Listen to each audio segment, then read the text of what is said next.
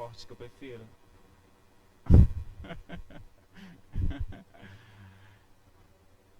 Os exercícios está no Preveste, está no Class, no Literatura. Ok, bom dia para todo mundo de casa, para você que me assiste, pessoal que está aqui. Me sinto a própria Xuxa. Angélica não, porque eu não gosto de Angélica, Xuxa. Mas vamos lá. E aí, gente, enquanto a gente aquece esses 5 minutinhos para começar, vamos falar um pouquinho do tema de redação. E aí, qual seria o tema de redação do Enem? Vamos lembrar que a disciplina que eu trabalho é a disciplina de linguagens, né? A gente não foi programado a estudar essa disciplina. Quando eu falo que a gente não foi programado a estudar essa disciplina, trabalhar com linguagem é muito mais difícil do que trabalhar a língua portuguesa. Porque a língua portuguesa é gramática, basta você analisar as estruturas, ver quais são as informações e você dá a resposta correta, na verdade. Linguagens é todo um contexto social. Só para a gente dar aquela aquecida, na última nós falamos sobre para essa figuração do corpo, da arte como instrumento da literatura e também dos comportamentos linguísticos, né? E as questões artísticas estão presentes na prova de linguagens, não é? Você vai perceber que a arte sempre foi uma das primeiras comunicações do homem, né? Ele escrevia nas paredes para desenhar a passagem do tempo. E nós chegamos a falar também sobre o tabu da nudez do corpo. Não sei se vocês estavam aqui ou se vocês recordam disso em casa quando assistiam essas aulas lá. Essa questão do tabu da nudez do corpo. Por que o corpo sempre é retratado em obras de arte? Por que sempre que nós temos grandes eventos artísticos ou protestos, a nudez do corpo sempre vai ser o objeto de destaque para esses eventos? Será que vocês nunca pararam para pensar sobre isso? Será que essa inversão, né, a quebra de valores da sociedade, né, sempre fala sobre a questão do corpo? Como é que funciona isso? Não é? A nudez do corpo ela não é permitida, apenas no carnaval.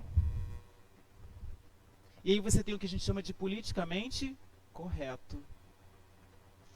Vamos começar a dar aquele insight no nosso cérebro, vamos começar a se perturbar. E aí?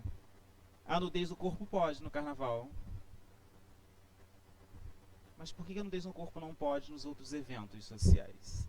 Enquanto está lá no oba-oba do carnaval, entra um, entra dois, entra três, no metrô, no trem, no transporte coletivo, e todo mundo se aperta, chega e esbarra, opa, é festa. Mas se for em qualquer outro evento do cotidiano, não pode.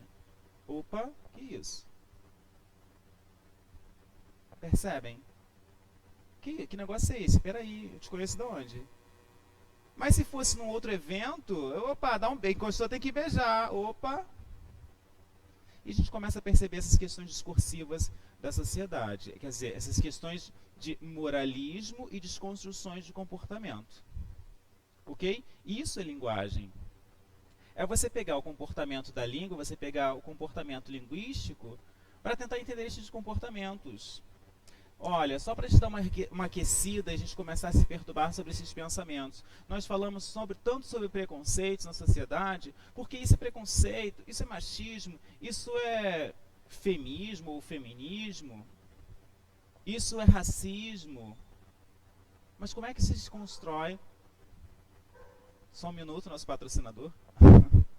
Como é que se desconstrói esses pensamentos da sociedade? Não é verdade? Como é que você desconstrói esses pensamentos? Eu tenho lido alguns autores que falam sobre essas desconstruções de comportamento, né?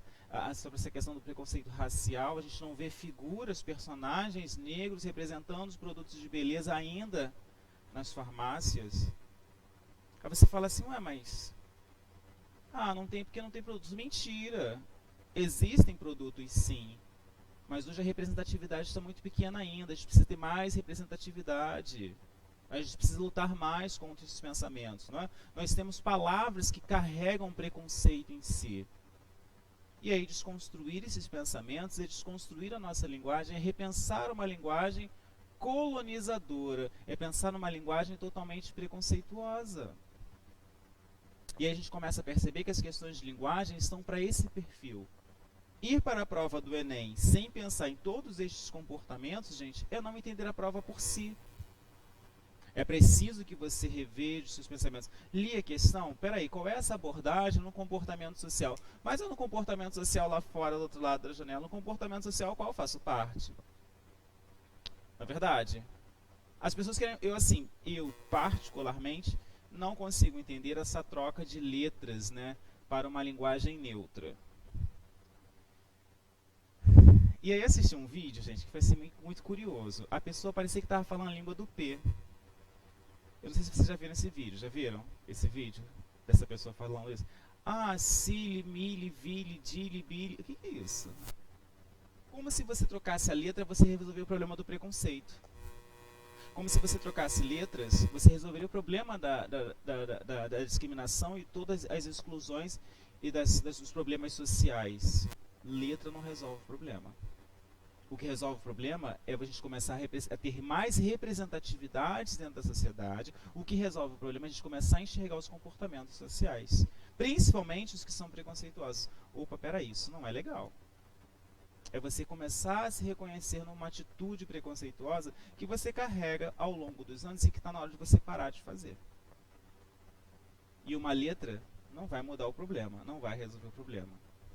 E aí os comentários foram os mais curiosos, né? Porque, que é isso? KKKKK. E aí você se torna motivo de ignorância, né? Deboche, segregação. Oi? Vou escrever. Segregação e todos estes comportamentos. Prova de linguagem, gente, é isso. É você começar a perceber todos estes comportamentos na sociedade. Desde comportamentos de segregação. Sabem o que é segregação, não sabem? Todo mundo sabe? Sim. Segregação é o que acontece com o funk.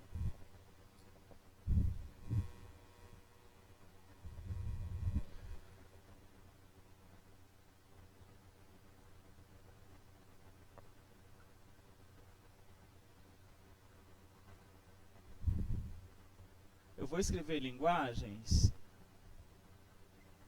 / literatura. Porque eu sou obrigado a revisar literatura, tá? O Galete, quem não me conhece. Ok? Funk é ruim, funk é isso, funk é aquilo. Beleza, se você está dizendo, né? São discursos construídos da sociedade. Já falei para vocês, isso não é música? O que é música na sua cabeça, na sua concepção? E a gente começa a perceber.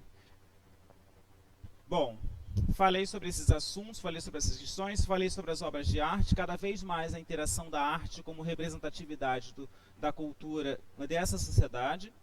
Cada vez mais pessoas estão participando de obras artísticas, né?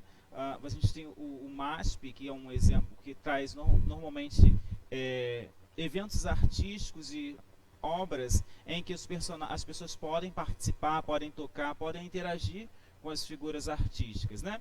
Se a gente pensar que a arte ela está dentro de um contexto de representatividade social e de quebra de padrões, então você entendeu o efeito da arte. Ela está sempre acompanhando esses eventos, né? A gente começa a entender também que a arte ela vai ser produzida, né, lá nos meados dos séculos XV, XVI, por uma elite. E aí a gente acaba sofrendo reflexos, né, de querer reconhecer somente aquilo que foi produzido para a elite como arte. Verdade ou mentira? A gente não reconhece as questões artísticas, as produções artísticas que vêm da grande massa da população. Por que isso acontece? Porque você vai acreditar que arte é somente aquilo que está voltado para o empoderamento, para a parte principal da pirâmide. Não é verdade? E isso vai refletir, gente, em todos os outros eventos artísticos. E aí o problema da música. Você vai querer dizer que música é somente bossa nova, porque é produzido por uma elite. E aí o funk, como é produzido pelas periferias, estaria inserido nos grupos de classes B e C, digamos assim, você vai dizer que isso não é cultura, que isso não é arte. Esse é o grande problema de enxergar hoje a arte da sociedade, porque naquele período produzia-se obras artísticas para as elites, como se você tivesse, só eles pudessem enxergar esses eventos, essas ações artísticas, né? Hã? Não entendi. Acho que um pouquinho mais, cara.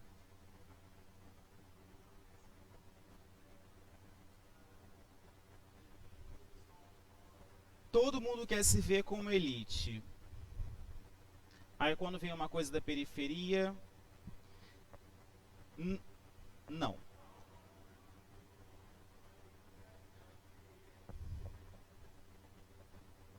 Se vê, não. Acho que todo mundo quer ter o direito de ter a sua arte, a sua representatividade reconhecida. Todos querem ter o seu direito reconhecido.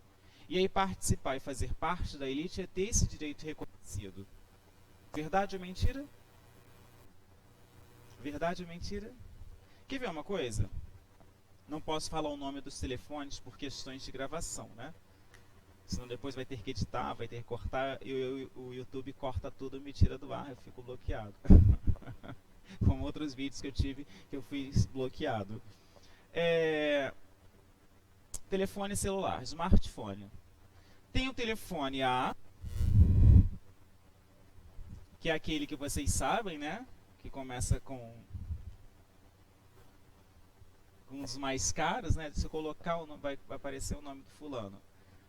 Mas é aquele que tem um sistema iOS. Pronto, né? Tem os telefones B, C e D. Bom, esses aqui eu vou colocar todos daquele outro sistema operacional. Esses telefones podem ser tão bons quanto o A. Mas o que eu vejo? Eu vejo que as pessoas estão... Os meus amigos têm um telefone A. Todas as pessoas que eu ando têm um telefone A. Só eu tenho um telefone B, C ou D. Para eu ser inserido naquele grupo, o que eu vou fazer? Eu vou querer ter um telefone A. Isso não é uma forma de inserção social? Isso não é... Aí você fala assim, mas isso não é forma de fazer parte da elite? Depende do que você enxerga como fazer parte da elite. Algumas pessoas vão querer fazer parte de determinados grupos por uma questão de inserção social. Se todos têm um telefone A, então eu quero também fazer parte daquele grupo. Eu vou ter de ter um telefone daquele. E eu percebo isso muito forte entre o grupo dos adolescentes.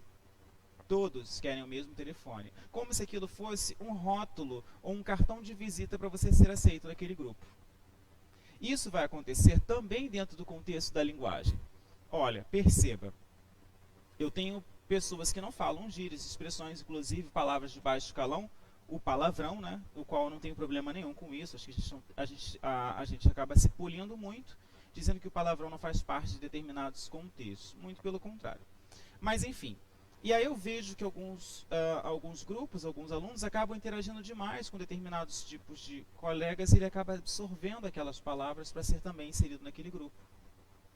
Mas fulano, você nunca falou palavrão, mas de tanto ele conviver com aquele grupo, de tanto ele querer fazer parte daquele grupo, ele vai carregar essas palavras para ele como contexto de identidade social. Percebem? Então você falar que todo mundo quer fazer parte da elite é muito generalizador. Todos querem ter o seu direito reconhecido e fazerem parte de um grupo social. Voltando à questão da questão artística, em que você tem a arte sendo polida de alguns contextos, percebam, aí você vai dizer para mim que somente música é bossa nova, escondendo a cultura do funk, negando a cultura do funk, porque ela vem produzida pelas periferias. Quando o funk então vai ser reconhecido? Quando o funk começa a produzir o quê? Capital. Você proíbe o baile, mas você permite... Você proíbe o baile lá das comunidades, mas você permite o baile da patricinha. É o quê? Não consegui ouvir. A máscara não consegue ouvir.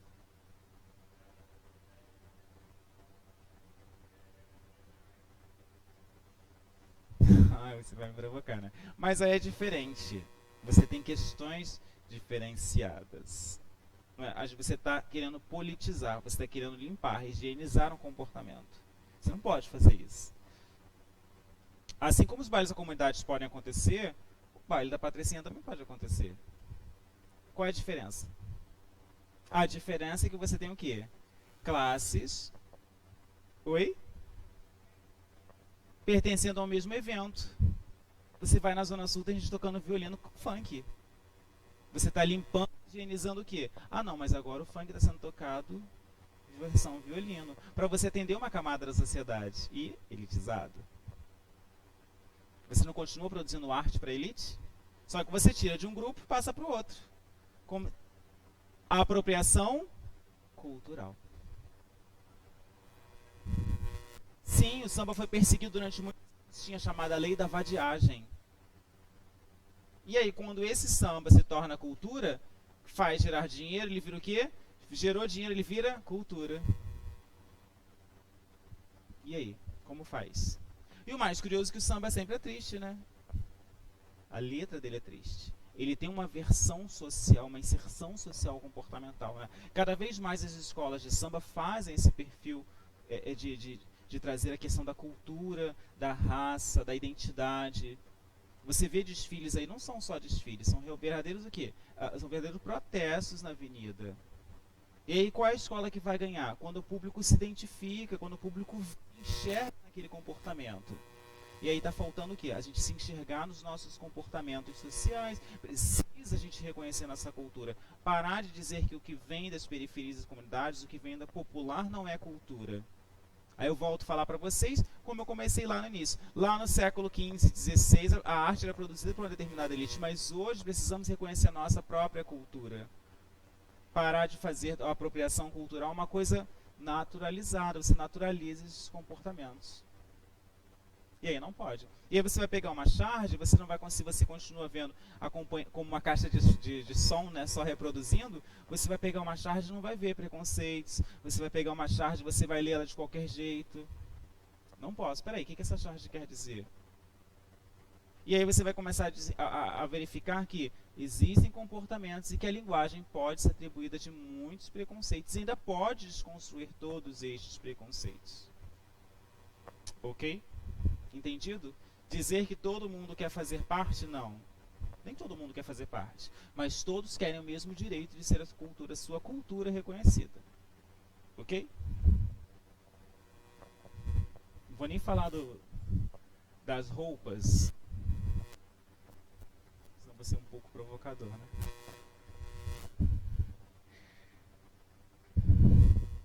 Mas existe muito preconceito desnecessário.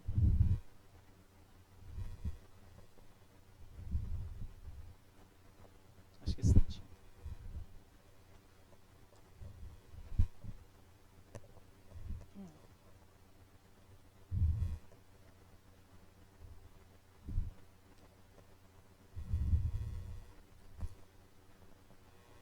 Muito bem, gente. Só para a gente revisar isso aí, esquentar esses nossos motores e lembrar do que já foi falado, né? Nós falamos de... Começamos a nossa questão da revisão de literatura. Falando nisso, quem não assistiu essas aulas, esses debates, estão todos lá no nosso site do curso. Essas aulas anteriores, tá? Quem quiser assistir, vai lá, a Tamiri sempre coloca. Só um minuto, nosso patrocinador. Falamos sobre o trovadorismo.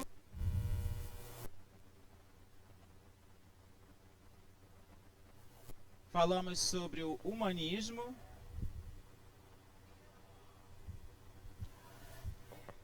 Acho melhor fechar isso aqui. Só um minuto. Porque senão... Pra ver se abafa mais esse som aí, que senão vai ficar complicado.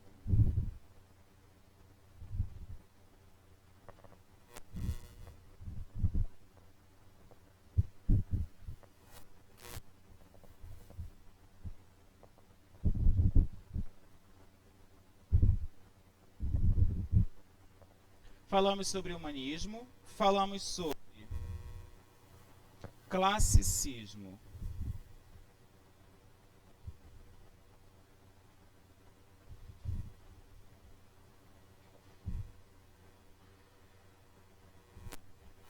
Vamos lembrar, eu vou botar as datas aqui, os anos. Ocorre. 189, 1418, 1527. Lembrando que todos esses eventos eles acontecem na literatura portuguesa. E o Brasil aqui, ó, vai acontecer aqui. A partir desse ano a gente tem o que a gente chama de literatura, o quê? Da expansão marítima. E aí todos os eventos conspiram para que se chegue no Brasil, e aí começa então a descoberta de novos caminhos de exploração, e aí a expansão marítima vão fazer com que se chegue no Brasil. Aí nós falamos então sobre quinhentismo.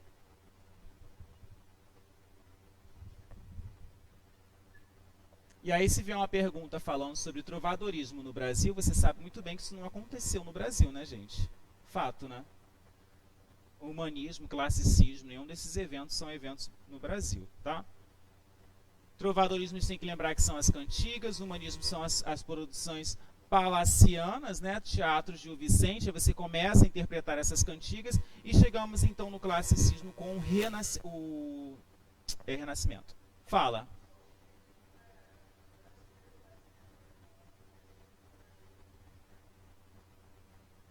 Na verdade, não, porque você está chegando no Brasil, você vai começar a produzir uma literatura. Na verdade, o que a gente tem de como arte e de produção artística de literatura, a gente tem o primeiro escrito que é a Carta do Descobrimento.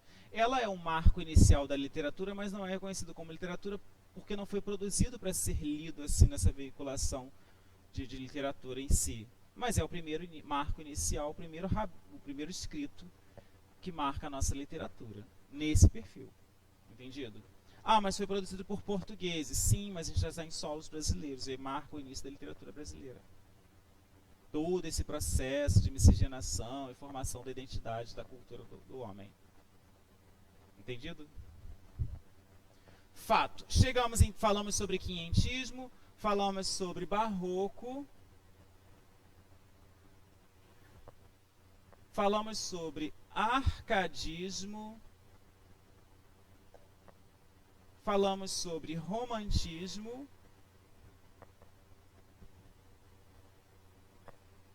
e aí paramos, não, falamos, e aí falamos, não paramos, né, em realismo,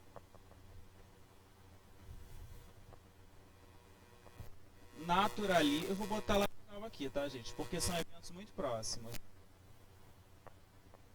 Naturalismo, parnasianismo.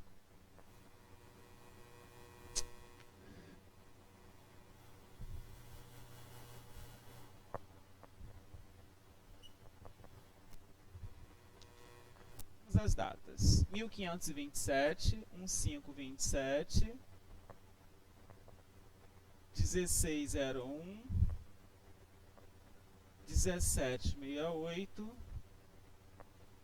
1836.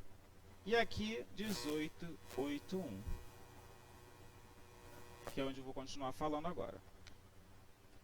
Só para revisar então, o quinhentismo está num processo de literatura da informação. Ela é chamada de literatura da informação por questões como é o nome dele?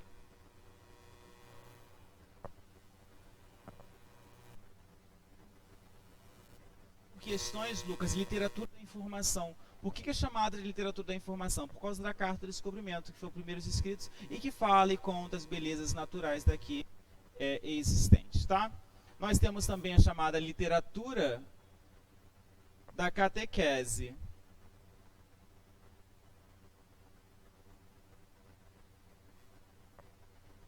Escrevi certo, escrevi. O que é literatura da catequese, gente? Jesuítas, os padres. E aí a desconstrução da identidade do indígena. Não é? Sim. Não consegui ouvir. Sim, isso aí. Quando houve a reforma protestante, perde os fiéis. Qual o seu nome? Mariana, isso é um comentário muito inteligente. O mais curioso, Mariana, é que a gente percebe que tem pessoas que não enxergam que são protestantes. Nem elas sabem a figura qual elas representam dentro da sociedade, a religião que elas representam na sociedade. É o mais curioso isso. Tem protestantes na sala? Tem protestantes aqui? Sim ou não? Não tem protestantes? Gente, é evangélico, tá? Só para lembrar, é evangélico. É, sim. Sobre um parênteses aí falar sobre fazer esse comentário rapidamente, nós falamos também sobre essa questão da descaracterização do indígena. Falamos sobre falamos sobre a figura da fantasia do índio. Você disse, índio não é fantasia. E cadê esse povo que falou que índio não era fantasia, que não falou nada sobre o dia do índio? Cadê esse povo que fala que índio não é fantasia e não luta pela cultura brasileira? Ah, tá. Militância só na internet, né? Perfeito. E aí, tá igual o camarão na onda. Sabe como é que funciona? A onda vem, joga todo mundo pra areia e depois puxa. Joga todo mundo pra areia e depois puxa. Você acha que índio é fantasia? Eu não tenho problema nenhum. E se duvidar, todos os anos eu saio de índio no carnaval. Saio mesmo, pulo o carnaval, me visto de índio, não tenho nenhum problema com isso. Até porque sou filho direto de indígena. E não tô ofendido. Tô ofendido. Até porque eu sei quem eu sou na sociedade. E eu sei minha consciência tá muito tranquila. Porque se você falar pra mim que índio não é fantasia, a gente tem que falar também que padre não é fantasia, freira não é fantasia, odalisca debochando da cultura do outro. E aí? E o que é fantasia então? Se o carnaval é uma verdadeira desconstrução de comportamentos sociais. E aí, o que é o carnaval então? Vamos refletir sobre isso. Eu gosto do carnaval porque você tem uma inversão de valores sociais. Aquela que é a pessoa desvalorizada da sociedade, aquela mulher que antes, né, estava lá como empregada doméstica, agora ela é a rainha da bateria. E ela pode ser ovacionada. E hoje são até cargos, né? Em algumas situações de escola, né? Vale muito dinheiro, né? Como é que funciona isso? Então, a gente tem que repensar esses comportamentos, tem que começar a ter amplitude de pensamento na sociedade.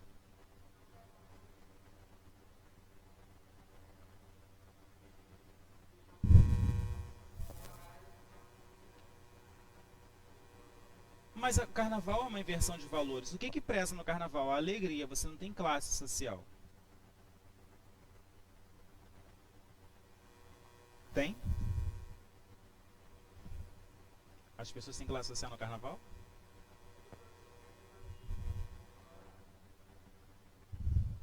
Não, o que você tem é comércio, é capitalismo. Aí é diferente. E aí a gente volta no ponto de partida da questão do samba, lembra?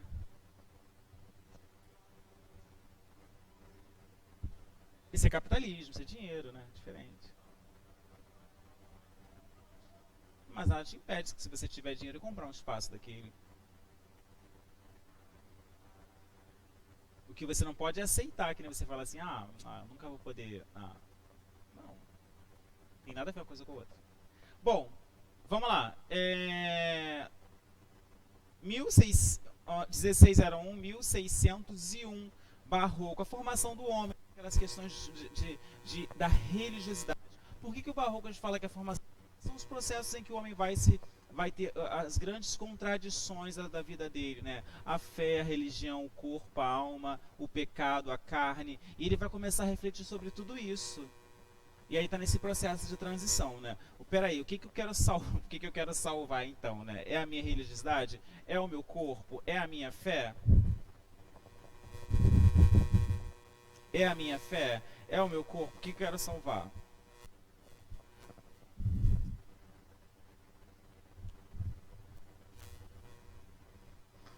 O que é que eu quero salvar? A alma? Vamos lá. E aí nós temos então em 1601 cultismo, conceptismos e oposições. Esse aqui eu vou colocar marcado por oposições.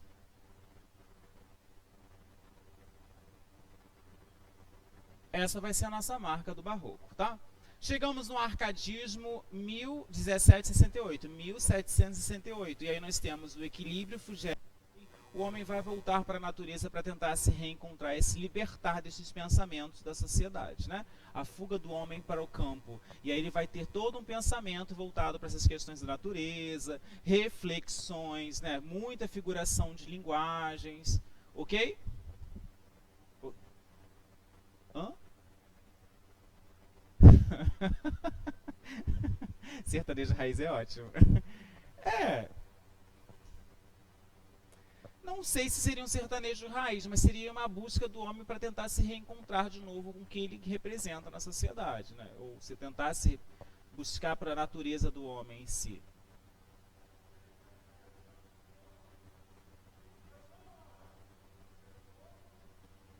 Garotos.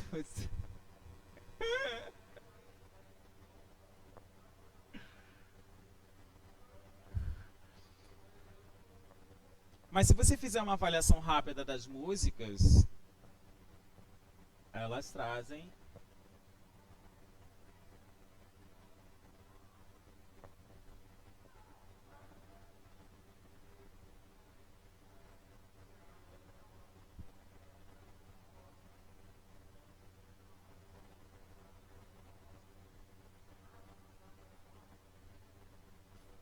E que estilo de música você ouve? Assim, minha curiosidade não permite.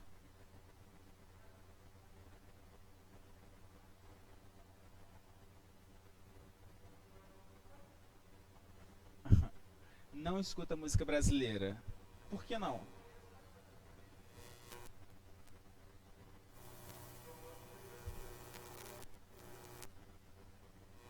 Um dia a gente fala sobre a questão da musicalidade. O que é música?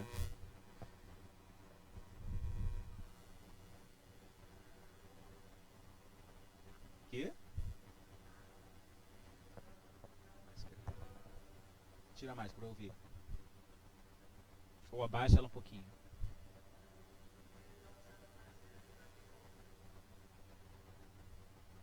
É um ritmo que dá prazer para quem está ouvindo.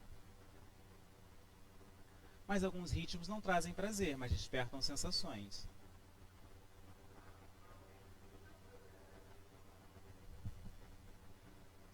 Rock não me desperta muito interesse. Mesmo assim eu ouço.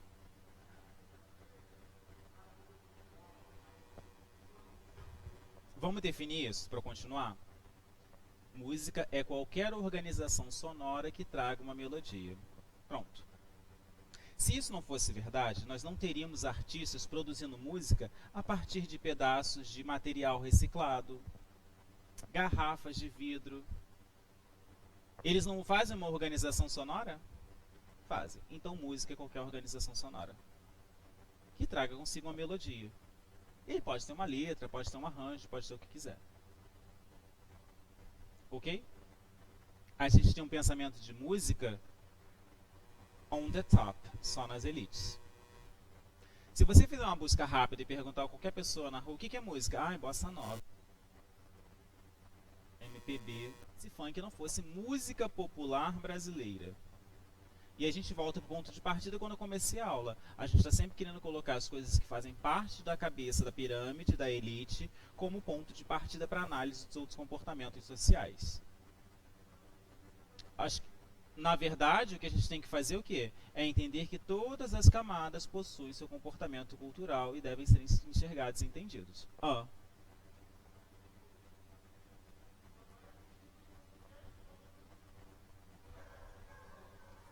Música popular brasileira.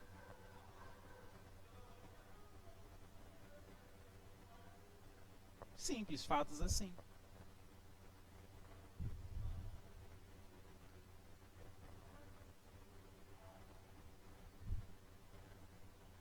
Mas esse que é o problema, Lucas. A gente está querendo politizar, a gente está querendo limitar as coisas. A gente quer fazer o quê? Segregação. A gente quer escolher o que faz parte da cultura e esquecer o que não faz parte, só porque vem das periferias, ou porque você não quer enxergar aquilo como cultura. Ou porque uma grande massa, ou uma parcela da sociedade, queira fazer com esse comportamento não acredite que isso é cultura. Funk é cultura. Ué, Thiago, é cultura do quê? Da exploração, da sem-vergonhice? Não, o funk emprega muita gente. Muitos meninos saem da comunidade, começam a cantar funk, e aí a gente começa a perceber que eles têm oportunidade. Muitos meninos trabalham como produtores musicais, aprendem a entender sobre arranjos musicais a partir do funk, começam a ser inseridos no mercado de trabalho, começam a trabalhar em gravadoras, editoras a partir da oportunidade do funk. O que a gente precisa entender é mudar narrativas. Mudar narrativas é você apresentar para esse cantor, você apresentar para ele que essa questão, produção musical que ele tem hoje na sociedade, precisa ser muito mais bem observada. Por que precisa ser mais observada? Olha, você não está cantando som funk, várias pessoas vão entender essa letra de música que você está cantando, então você precisa apresentar para ele um novo contexto, para que ele possa produzir outros tipos de letras. Ele canta uma realidade da comunidade. E aí?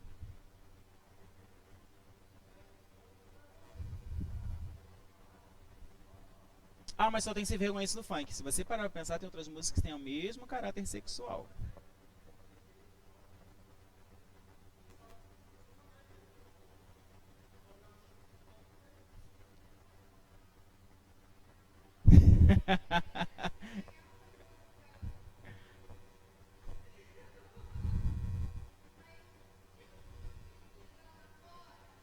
Ah, exatamente.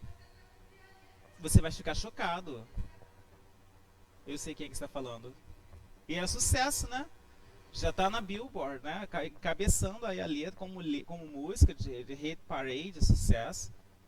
E o pessoal tá cantando. E vai chegar no Brasil e o pessoal tá cantando. E aí? O problema tá na politização. Você quer politizar, você quer segregar. Fato. E realmente é um problema, gente. Vamos parar com esse pensamento de que você não faz parte de uma identidade cultural. Vamos parar de querer bater palma para a cultura do outro, esquecer a sua. Entende? Vamos apresentar novas narrativas, vamos começar a apresentar, a rever os conceitos, né? De repente essas letras precisam ser muitos cantores que tinham um determinado perfil de funk, que tinham um determinado perfil, começaram a apresentar outras narrativas e começaram a ser inseridos em outros grupos. E hoje eles percebem, não, peraí, não é só um funk, é uma identidade cultural, é uma representatividade, né? Tem pessoas, tem crianças que vão cantar isso daí, que vão estar diante desse comportamento. E você começa a apresentar isso, ele começa a se conscientizar e começa a produzir essas novas vertentes, né?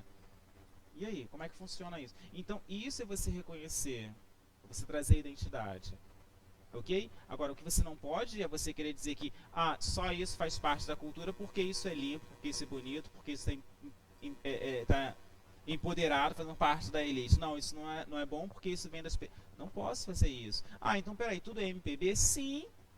Se está dentro de um contexto cultural, se faz parte de brasileiros, se tem um grupo participante, é.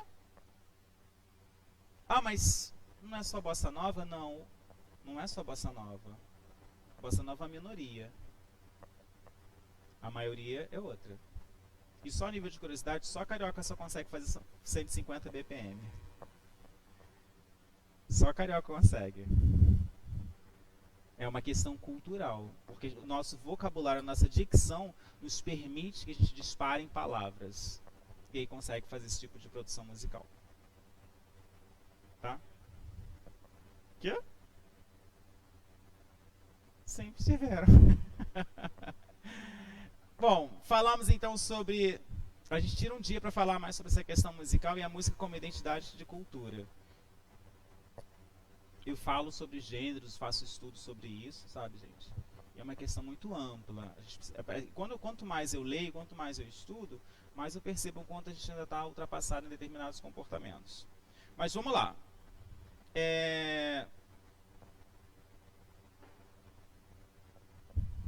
Deixa eu colocar a marca do trocadilho para a gente poder dar continuidade aqui.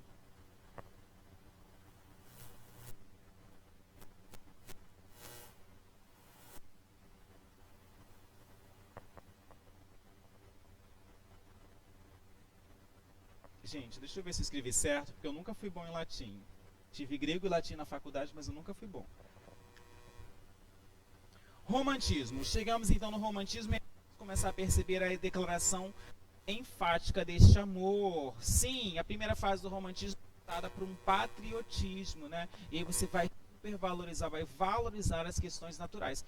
Também chamado de primeira fase indianista. Por quê, gente? Porque fala sobre a formação do índio, a questão da cultura, o homem da natureza. Não, mais lá pra frente. Livro. Eu gosto de Iracema porque... Não, a gente tá falando de... Vamos falar de Iracema, gente? Eu gosto de Iracema só pelo fato do livro em si, né? Iracema fala sobre essa questão da América, né, gente? Essa questão de descoberta, né?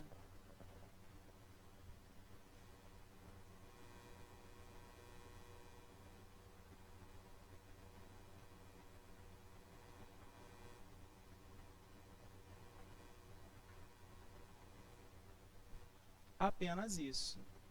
É a descoberta das Américas, aquela formação toda, né? O contato do português com o indígena, né? Ela corria aqueles aquela que na época, né? Toda aquela floresta, 2 horas seguidas para encontrar com ele, se despedir para ele poder embarcar e ir embora no mar, né? Tinha tudo isso, né?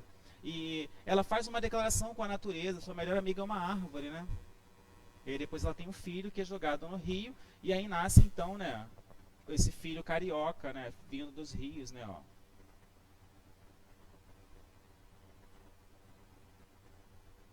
Casa na beirada do rio, carioca. Tcharam! Descobriram a roda? Não dá pra ver as expressões todas de vocês, mas a cara, os olhares são incríveis, né? Quando faço esse tipo de coisa. Carioca, né? Casa na beirada do rio. Posso apagar, gente?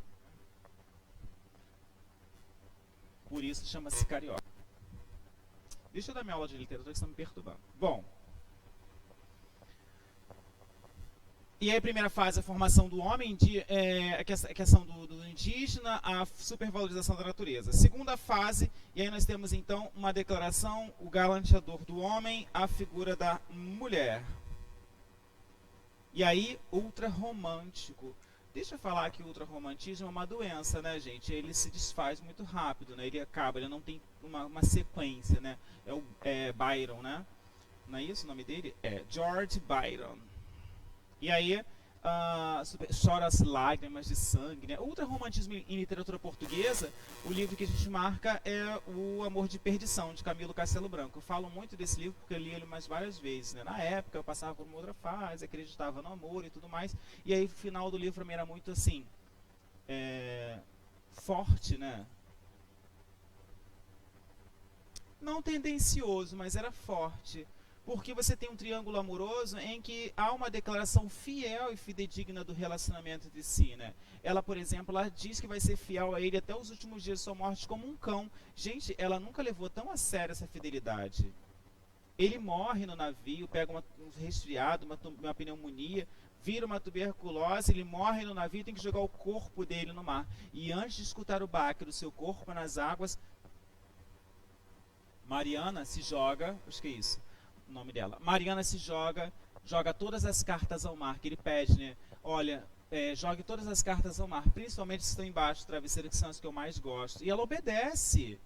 E na sua morte, ela joga todas as cartas e pula. Nisso que ela ela recebe em seus braços o corpo dele, abraça e morre afogada, formando um turbilhão de rosas com as cartas. Tenho certeza que vocês imaginaram a cena agora na cabeça de vocês. Isso é outra romance, porque ela não tinha um amor, ela não tinha a realização desse amor dele por ela, mas ela se satisfazia em vê-lo feliz. Momento de reflexão. Se você tem uma amiga, e eu vou lembrar de uma situação muito engraçada do Facebook, se você tem uma amiga, né, por que não deixar o seu namorado com a sua amiga? Já sabem de que eu estou falando, né? Que situação, né? E aí? Se você quer ver feliz, por que seu amigo não pode ficar com a sua namorada? E aí? Olha o ultra romântico. Eu acho que o que acaba os relacionamentos hoje em dia, aí a opinião particular, eu, Thiago, é o excesso de exposição. Eu acho que a gente vive um momento muito de exposição na sociedade. A gente se expõe muito. Depois eu falo mais sobre isso. Acho que a gente acaba publicando muitas coisas sem necessidade. Entendeu? E aí você acaba, sei lá, despertando N situações. Bom, última fase. Última fase, também chamada de condoreirismo, e aí nós temos Castro Alves, o autor, o poeta dos escravos, né? Deixa eu marcar aqui o romantismo, primeira, segunda e terceira fase. primeira, segunda e terceira fase. Primeira fase, indianismo.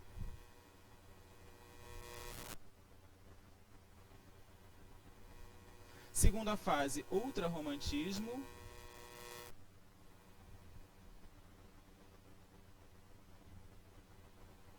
Terceira fase, condoreísmo.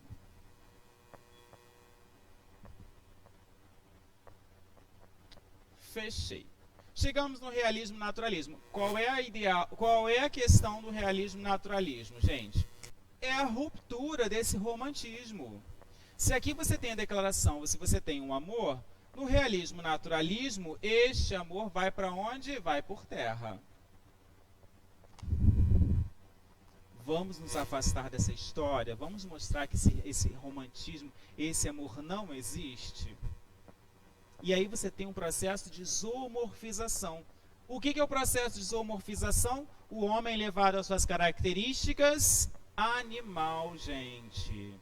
Ele vai ser levado a esse instinto, né? A esse desejo, aquela questão de observar o cheiro e toda uma figuração para se distanciar cada vez mais do romantismo, tá? Bom, 1881 nós temos o livro que marca isso, Memórias Póstumas de Brás Cubas, Machado de Assis. E aí a morte, que antes era a saída do romântico, por uma não realização de um amor, agora é uma coisa natural. E o nosso defunto autor, ou autor defunto, vai começar a retratar que isso é uma coisa que vai acontecer de uma forma ou de outra. Ele começa a revisar, começa a rever o passado que ele teve, desse comportamento todo, gente. Olha que coisa interessante, né? Se enquanto a não realização desse amor, ele tem a morte como saída para o romântico, para o realismo e naturalismo essa morte é uma coisa muito natural e que vai acontecer cedo ou tarde. One day you can get older. Um dia você vai envelhecer. Or death, ou vai morrer. Ok? Fato. Chegamos então no naturalismo. Bom, gente, os dois caminham muito próximos, né? Você não tem como dizer que acaba aqui, começa ali, tá? E no naturalismo a gente tem a natureza como uma espécie de ponto de marco desses tipos de produções, tá? A questão das características da ciência vão ser também levadas em consideração. E reflexo da observação da sociedade. Que sociedade é essa, gente? A gente vai começar a perceber que a sociedade, eles vão começar a refletir sobre várias ações, né? Que eventos, ações temos na sociedade? A traição, o desejo, não é? As questões voltadas para moralidade. Quem me fala um livro sobre realismo e naturalismo? Lembrei de um.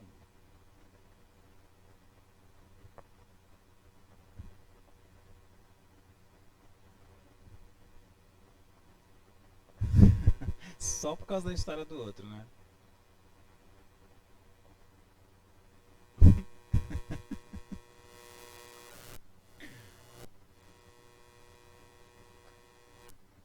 Cortiço. Quem conhece?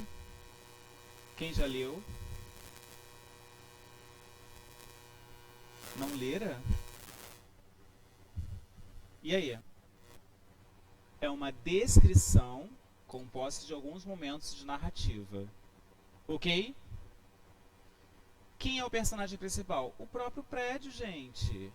É ele quem vai desfilar vários comportamentos da sociedade, gente. Ele chega a ser até um pouco, né, pornográfico, digamos assim.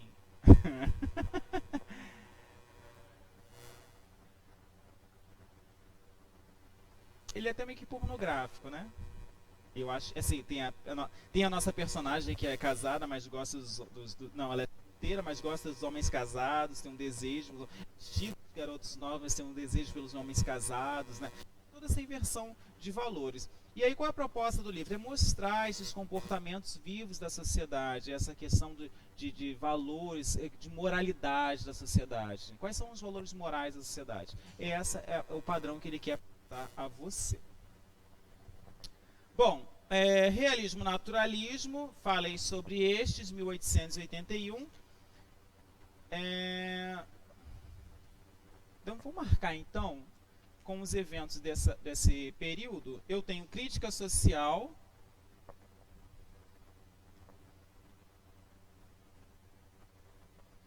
eu tenho objetividade,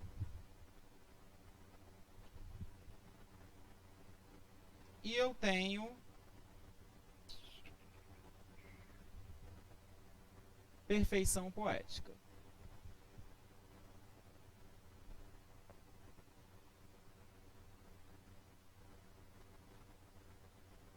Vou apagar o lado de cá e vou continuar onde está.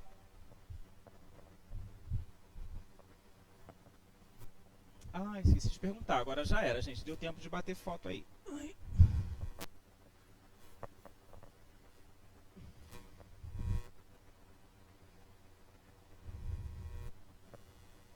Realismo, naturalismo, de acordo com a nossa régua, a próxima escola nós temos o simbolismo.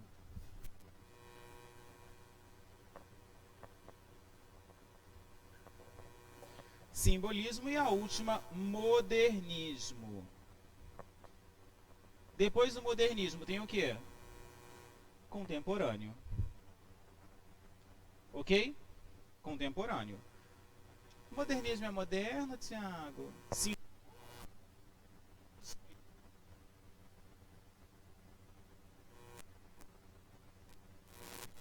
19 e 22. Semana de Arte Moderna no Brasil.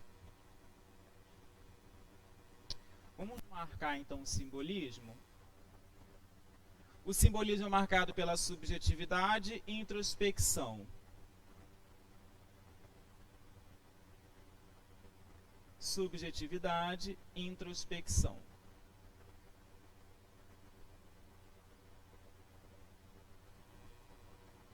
E o modernismo, gente, formas livres, cotidiano. Agora a observação é da sociedade direto, tá? Regionalismo.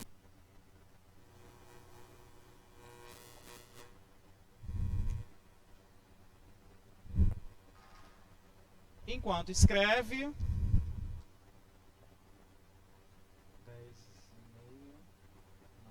9, 10, dá tempo.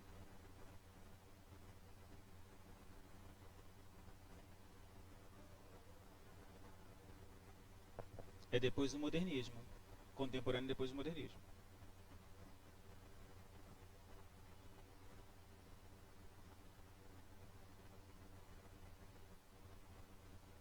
Falei do parnasianismo, gente? Eu pulei ela.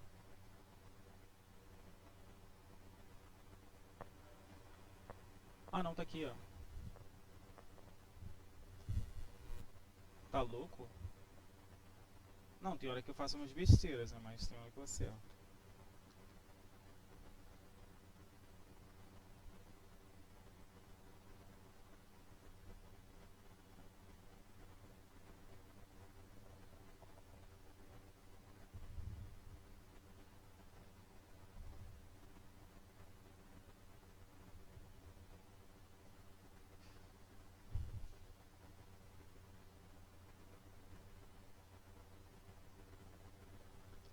Posso.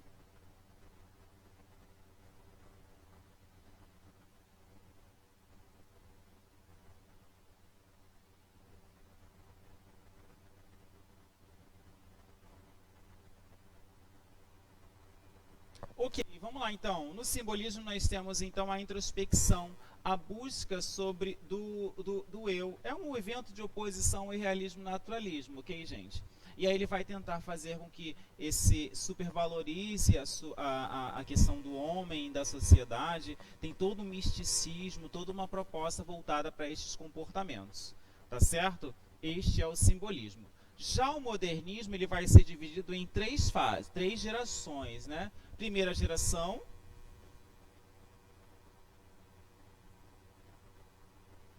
segunda geração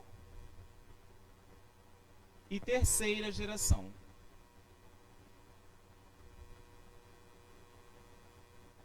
Essa primeira geração está ligada à questão da Semana de Arte Moderna e vão ocorrer as chamadas vanguardas europeias.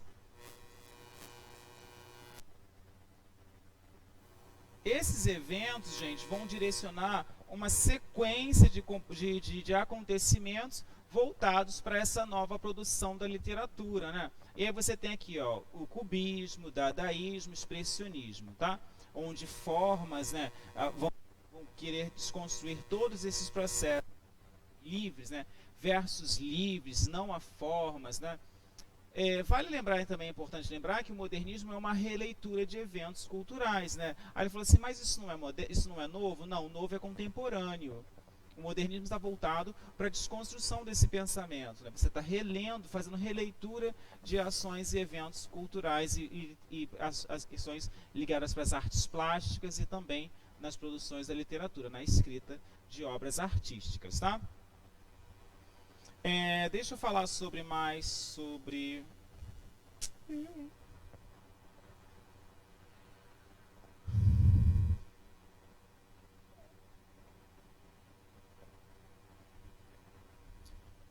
Falei das gerações.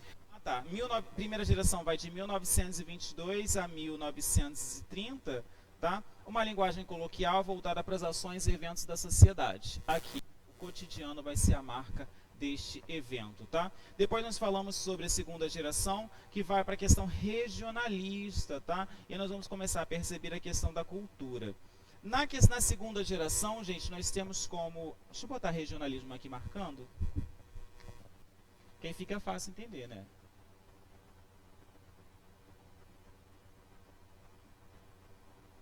Regionalismo. E aí nesse regionalismo nós temos quem? Graciliano Ramos e Vidas Secas. A cachorra-baleia, lembra-se dela, gente? A cachorra-baleia vai ser a nossa principal personagem, porque ela é quem vai direcionar com o focinho para que lado que vão, né? Porque ela vai ser, ela que vai estar levando essa família. O livro começa com eles no chão de terra batida no sertão, e segue e termina com eles da mesma forma em que começa, né? A busca do homem por condições melhores de vida, né, gente? Falando mais sobre esse livro ainda, nós temos o Fabiano, que é um típico, né, nordestino, daqueles, como ele fala, nordestino raiz, e aí ele não se comunica, ele fala por sons guturais, né? Limpa as unhas com a faca. Bom, nessas ações tem uma questão principalmente, né, da religiosidade, das rezas, né? Sinhá faz rezas todas as noites, da questão de pedir e acreditar que as coisas vão acontecer. Tem toda uma questão voltada para a crença religiosa no livro, tá? Quem não leu, leia. Primeira geração, 1945 a 1960. E aí nós temos Clarice Lispector, autora de Laços de Família, Guimarães Rosas, Grandes Sertões Veredas, João Cabral Neto, autor de Morte e Vida Severina, Nelson Rodrigues no teatro, tá? Também conhecido como pós-modernismo, geração de 45. São os romances urbanos e intimistas. Laços de Família, gostam? Baseado. A novela foi baseada no... Eu vou ficar para cá para que eu possa ver a projeção ali. Você pode subir, por favor?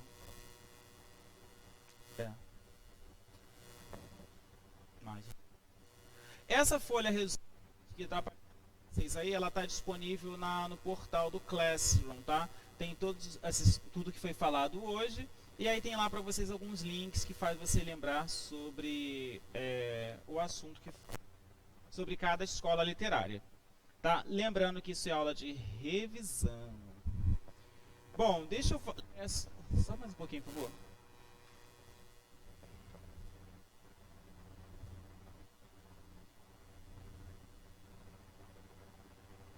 Paramos a questão...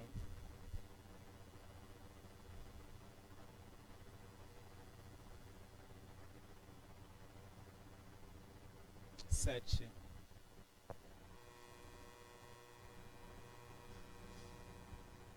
Valorização das emoções, isso aí mesmo.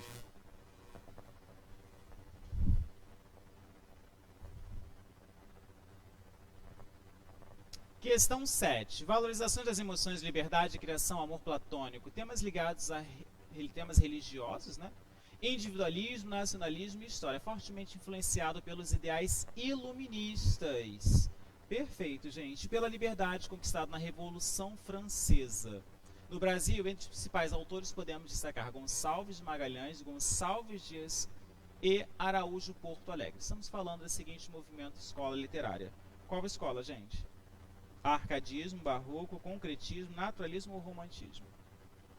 Ideais iluministas.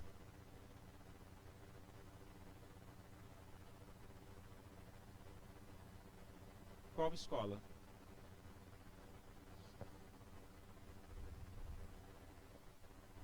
Não. Que chute que passou longe, né? É melhor você estudar, porque futebol não é só praia, não.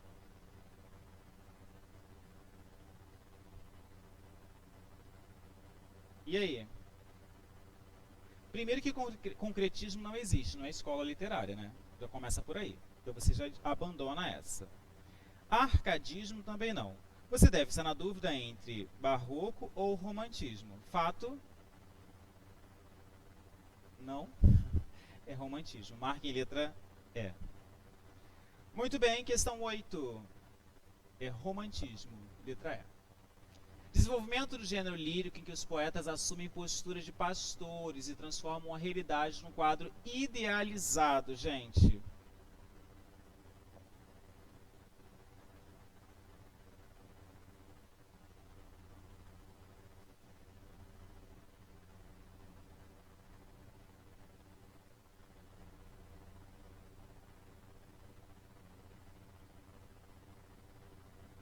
Quem transforma a realidade no quadro idealizado? Qual escola literária? Trovadorismo. Trovadorismo acontece no Brasil? Não. Parnasianismo. O parnasianismo está ali no realismo e naturalismo. Crítica social, objetividade e perfeição poética. Não. Parnasianismo é só lembrar de Olavo Bilac. A arte pela arte. Ok? Então não é parnasianismo. Romantismo, barroco e arcadismo. O barroco está ali ainda no quadro, são momentos de oposições, então não desenvolve o gênero lírico, tá? Romantismo e arcadismo. O romantismo ele é dividido em 3 fases, né? Indianismo, ultrarromantismo e condoreirismo. Todos eles falam de uma declaração de um amor a partir, né, dessa percepção. Então, não desenvolve eventos líricos. Só pode ser arcadismo. Letra B. Tava fácil essa. Sim ou não? Não? Próxima, questão 9. Estilo literário que surge na França em meados do século XIX. A busca pela perfeição formal, universalismo e linguagem rebuscada. Em pessoalidade fizeram com que esse estilo fosse considerado oposto ao romantismo, século XVII e século XIX. No Brasil, os escritores mais destacam é Olavo Bilac. De quem eu estou falando? Se não acertar essa, fala de quem é. Parnasianismo. Letra E.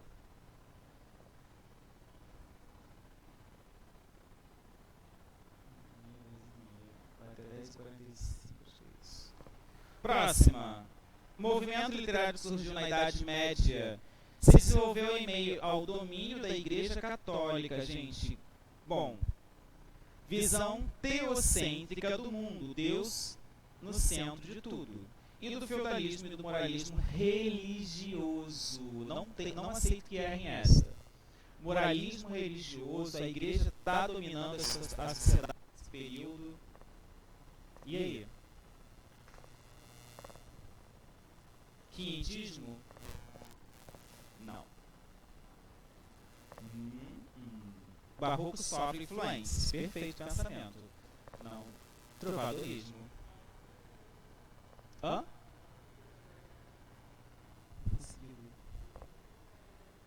Sim, da Idade Média é só o trovadorismo. Faça um link, achem palavras-chave.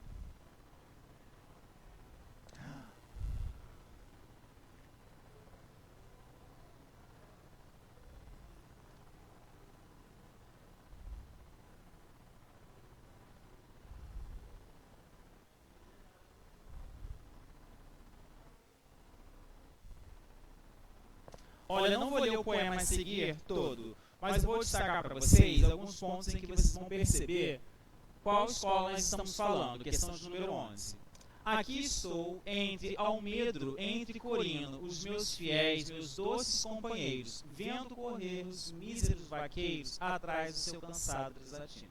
Se o bem dessa choupana pode tanto, que chega a ter mais preço e mais valia que da cidade o lisonjeiro encanto. Aqui descanse a louça fantasia. Não, a louca fantasia, se fosse se diga. E que até agora se tomava em pranto, se converte em afetos de alegria. Cláudio Manuel. Considerando o soneto de Cláudio Manuel da Costa, podemos afirmar que apresenta os seguintes elementos: classicismo não acontece no Brasil, né, gente? Arcadismo, romantismo, barroco, condorelismo. E aí, qual é? Fuga do homem. Fuga das... O homem volta, sai do campo, cidade. Não, barroco é formação. Arcadismo. Letra B.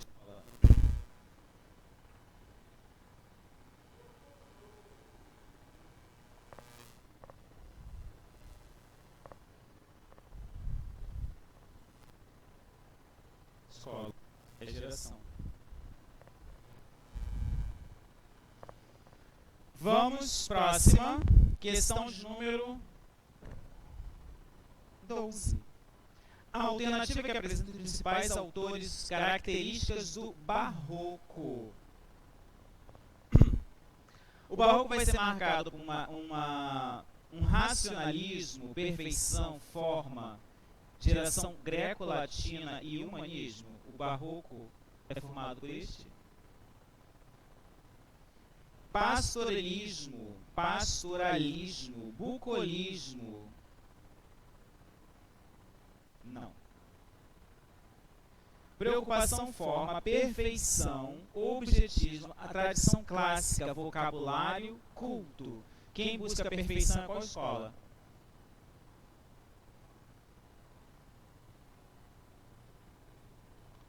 Qual escola busca a perfeição?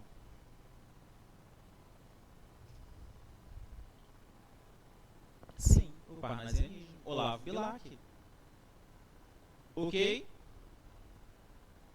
Subjetivismo, individualismo, eurocentrismo, patriarcalismo, nacionalismo exacerbado. Bom, apelo religioso, miticismo, erotismo, castigo como decorrência do pecado, fugacidade da vida, instabilidade das coisas. Ou é letra D ou é letra E. Tempo para pensar.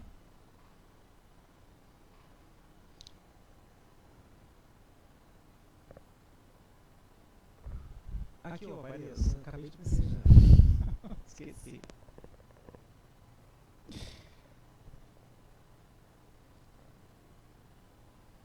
D ou E? Letra E. Por que a gente está falando sobre essa questão do apelo, erotismo, castigo como decorrência do pecado? Porque aí o homem vai começar a se condenar, né, gente? Aquela questão do sexo, né? Ele vai começar a fazer esses links de oposição, né? Ele vai começar a pensar, né? O sexo fora do casamento, a traição, o corpo, a alma. Isso tudo é a questão ligada ao barroco. Ok? Essa busca do homem tentando se reencaixar aí socialmente, tentando se desconstruir desses pecados em que ele absorve. A igreja sofre, influencia muito sobre tudo isso, não é verdade? Todas essas questões. Se a gente for parar para pensar hoje na sociedade, nós ainda temos esses embates, né? A igreja como dominadora do centro, do universo.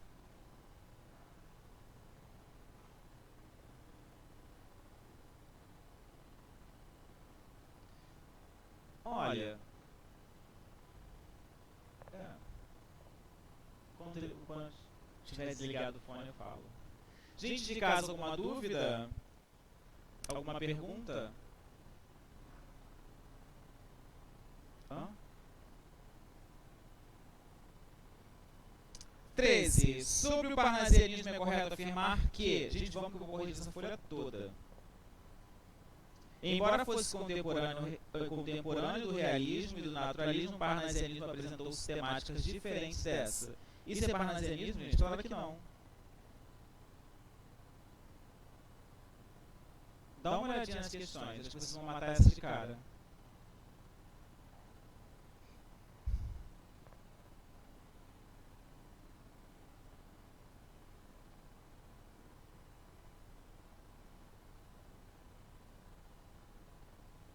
Lembrando que esse exercício está na nossa plataforma, tá? É só você ir lá, literatura, exercício, revisão. Eu postei lá hoje de novo, ontem não, hoje de novo, tá? Tá lá, essa revisão e esses exercícios. Você pode praticar e fazer novamente todos eles.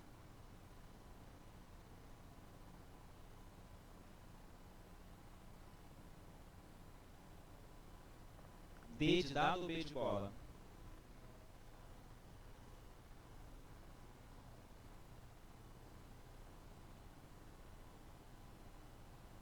Não.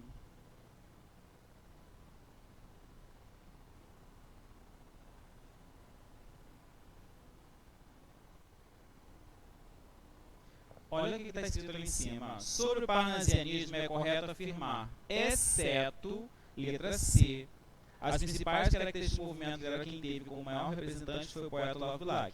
Simplicidade da linguagem. Nunca foi simples. Muito pelo contrário. Linguagem rebuscada e perfeição. Formas. Letra C. 14. Escola realista que contou com nomes como Machado de Assis, Raul Pompeia e Aloysio de Azevedo teve como principal característica realismo, Machado de Assis, retorno dos ideais românticos? Não. Machado de Assis está onde, gente? Realismo, naturalismo. B. Preocupação com a métrica. Quem se preocupa com a métrica? Parnasianismo.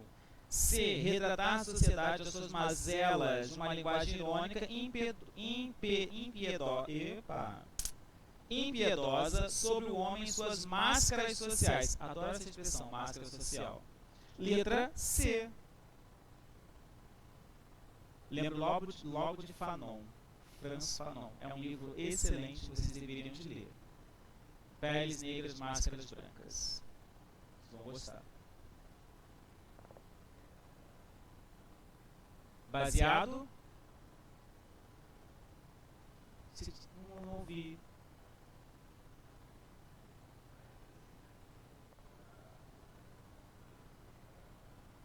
Os problemas sociais, a sociedade, o preconceito, as desigualdades, ok? Classes sociais, ricos, pobres.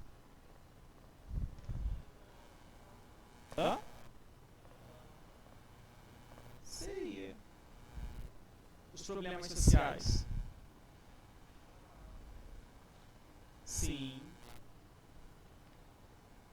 Essas questões de os encontros, né? Os preconceitos. Próxima. Vamos, gente. Poesia modernista, sobretudo a da primeira fase, 1800. Utiliza-se de vocabulário sempre vago e ambíguo. Apreende um estado de espírito subjetivo indefinido.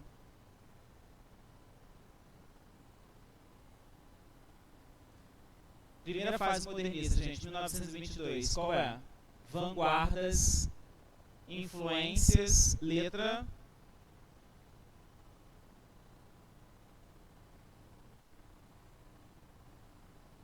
Achei essa meio mal formulada.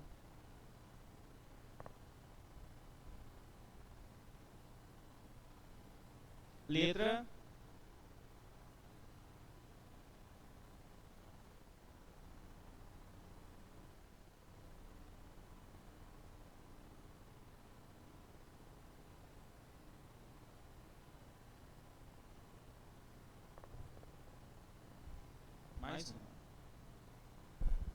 Letra E. Seus textos e poesias sempre causaram polêmica, chamando de boca do inferno. Estamos falando de quem?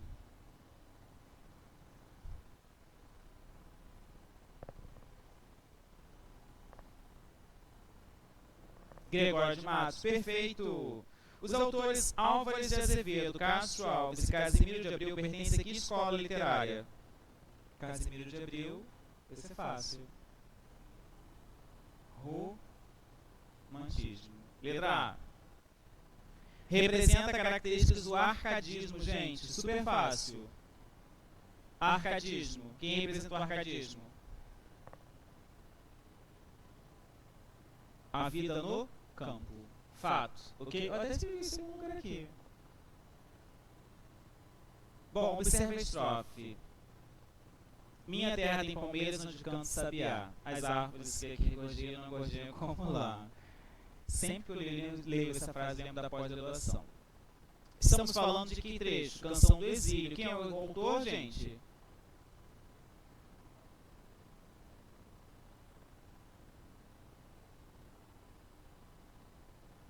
Gregório de Matos.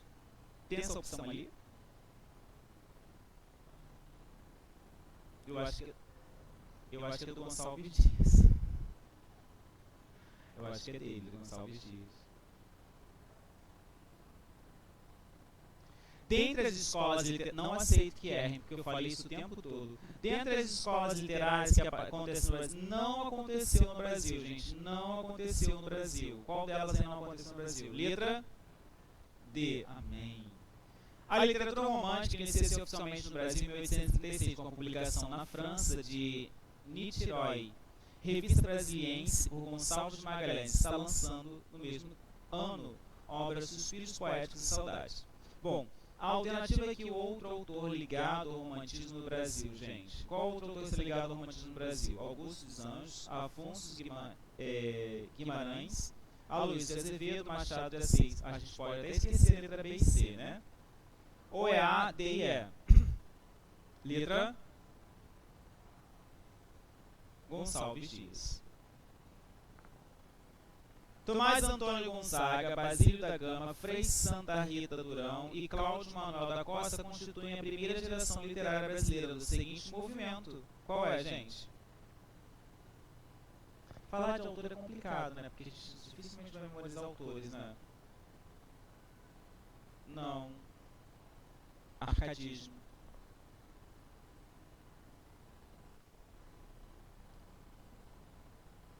Simbolismo caracterizou-se por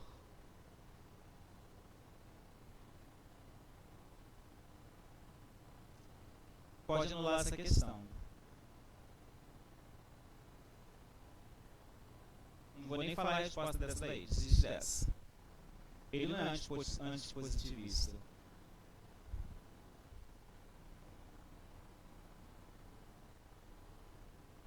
No Brasil, os principais representantes do quinhentismo foram... Quinhentismo, gente. Quinhentismo, ó. Quinhentismo, tá lá atrás. Deixa eu ter...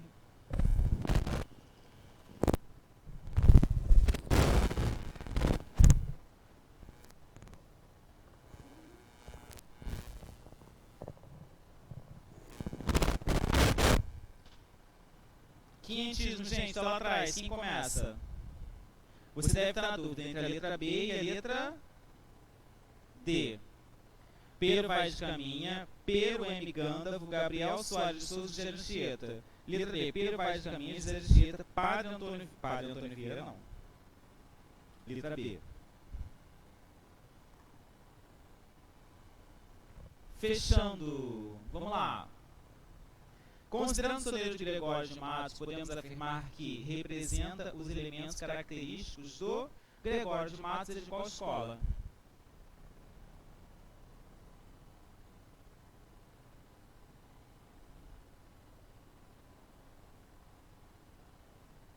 Letra A, barroco.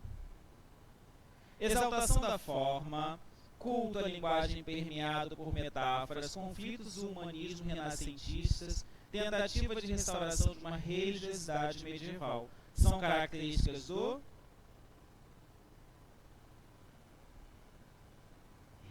tentativa de uma religiosidade medieval. Não. Classicismo é teatro. Nem no Brasil acontece. Barroco. É incorreto afirmar que no parnasianismo, incorreto, gente.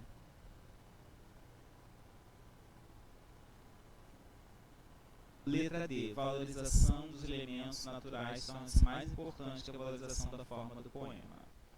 8. Sobre o realismo, é incorreto afirmar. Vou fazer essa com vocês. Surge em um contexto econômico, social, político conturbado de grandes transformações? Sim, o realismo está ligado a esse fato. Faz dura crítica ao romantismo, a maneira idealizada, com o homem retratado por olhos dos escritores que se dedicam a essa escola literária? Sim, faz essa crítica sim. C. Utiliza uma linguagem repleta de maneirismo com predominância da subjetividade, cuja estética já pode parar por aí mesmo, porque subjetividade não faz característica nenhuma ao realismo. Foi inaugurado por Machado de Assis? Sim, influência dos ideais positivistas. Negavam a teoria metafísica, buscando explicações nas coisas práticas da vida do homem. Letra C de coração. Deixa eu falar com vocês, gente. Eu espero que vocês tenham gostado da aula de hoje. Fechamos todas aquelas questões ligadas às escolas literárias.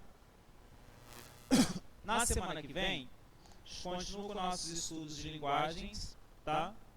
Voltados, ligados à questão da arte e figuração da sociedade. Aí nós vamos fazer mais exercícios voltados para essa questão toda. Até aí, tudo bem? Sim, não? Olha, esse resumo está lá no Classroom. Quem não conseguiu assistir a aula, você pode pegar, tá? E aí tirar suas dúvidas e esses exercícios. Se houver necessidade, você me manda uma mensagem lá no nosso Instagram, WhatsApp, sei lá como é que faz, e aí eu respondo, eu coloco para vocês lá o gabarito das questões, certo? Beijo e abraço para vocês que participaram, obrigado pela atenção de todos, tchau, fui.